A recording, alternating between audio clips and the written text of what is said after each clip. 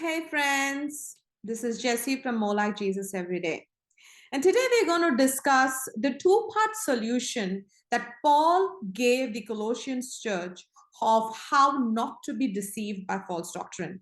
We know from Colossians chapter 2 that the Colossian church were being swayed away or drifting away from keeping Jesus as a center of their belief system because there were a lot of other doctrines that were mixing up in the Colossian church. So Paul gives this solution to them, and this solution is not just applicable to the Colossian church, but it's also applicable to all of us in this day and age. So he gives a two-part solution, which we are going to discuss today. I'm going to share my screen, and then we'll take it from there.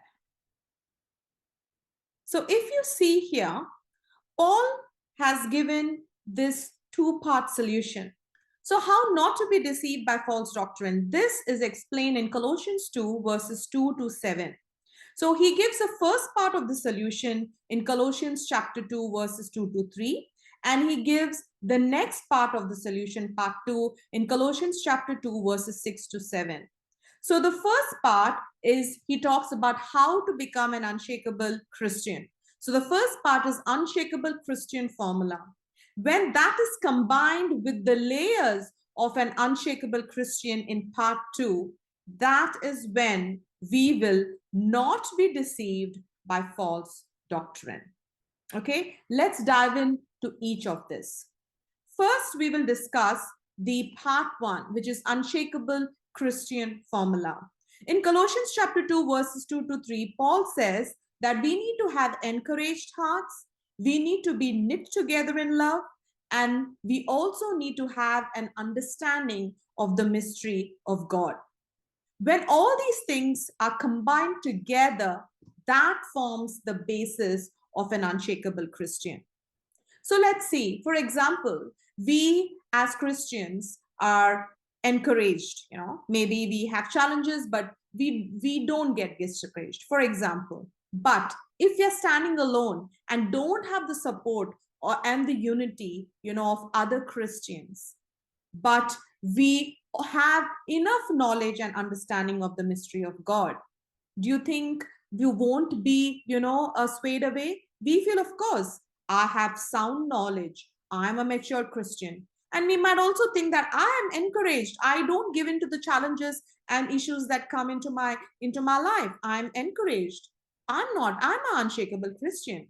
But Paul says that when you're standing alone and you're not with your fellow brethren who are there to support you, guide you, pray for you, then it's very easy for you to fall prey to false doctrine, because there's no one to talk about it. There's no one who can encourage you and tell you, hey, this is not how it is, or this is how it is, So you, along with being encouraged and having sound doctrinal knowledge and having the understanding of the mystery of God, you also need to be knit together in love with fellow community.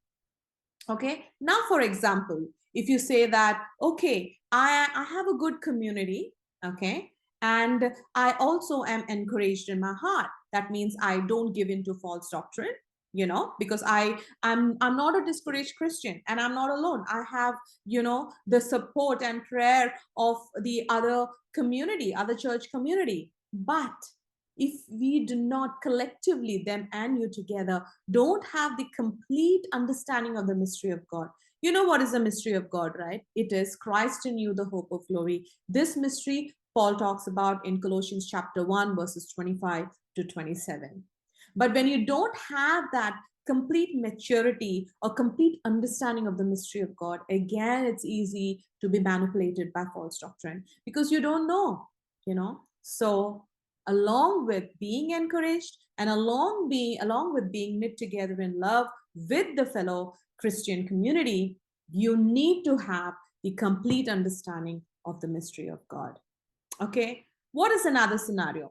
Another scenario, you can say that I have complete understanding of the mystery of God. I'm deeply rooted in Christ. Okay, and I know what is the meaning of Christ in you, the hope of glory. And I also have other Christians support and prayer backing me up. But When I face challenges, I'm discouraged. What happens then?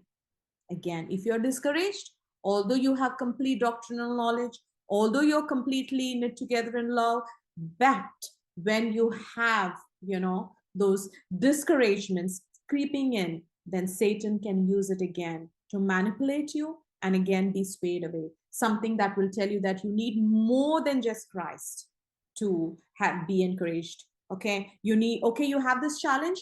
Come on, you are discouraged. Why don't you do that? And then you will actually get success. You will make your way. But again, if whatever solution they are giving, if that does not align with the word of God, then you are being manipulated by false doctrine.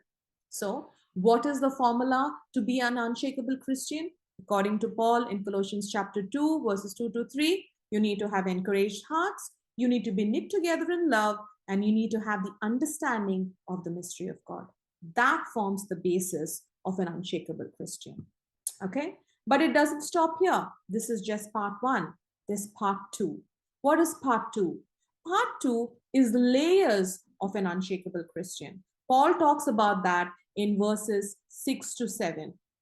Okay, it's not just enough to be an unshakable Christian, but it's important to be rooted and built up as an unshakable Christian. And to do that, to establish yourself, you need to understand what are the layers that make up the unshakable Christian. So in verses 6 to 7, Paul says that you need to walk in Christ, you need to be rooted and built up in Christ, you need to establish in faith, you need to abound in faith, in other words, thrive in faith, and you also need to be thankful.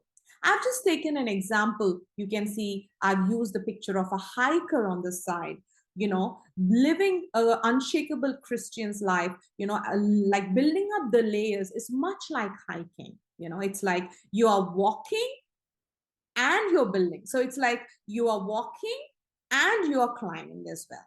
And you're being established, much like a hiker. Not exactly, but that is the best possible example I could use, wherein a hiker walks, and he is built up. And as he keeps going, he thrives because of whatever, progress he's made. He's thankful about that. And he is established because more and more confidence, he has faith in himself that he will achieve his goal. And when he achieves, he puts on his flag and places his flag at the pinnacle there. So all of this together, helps him to climb up the mountain. Not exactly a great example, but I hope you understand that, Christian life is not a sprint. It's a marathon.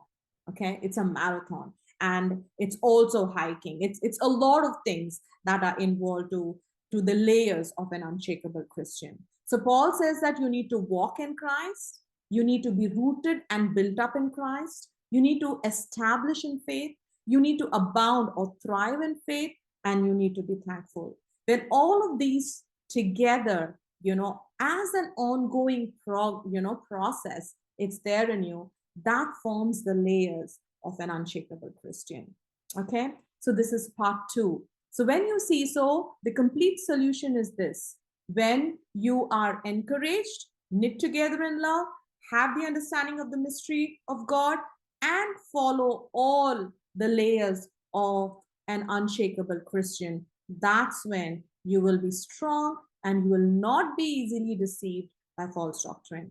All of this you can see in the scriptural reference, Colossians chapter 2, verses 2 to 7.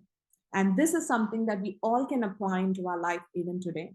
Hope this video has helped you. If you need a copy of the diagram that I've just explained, you can get a copy of that from the description box below. And if you like this video, please share and subscribe, and also watch my commentary on Colossians chapter 2. Until next time, God bless you.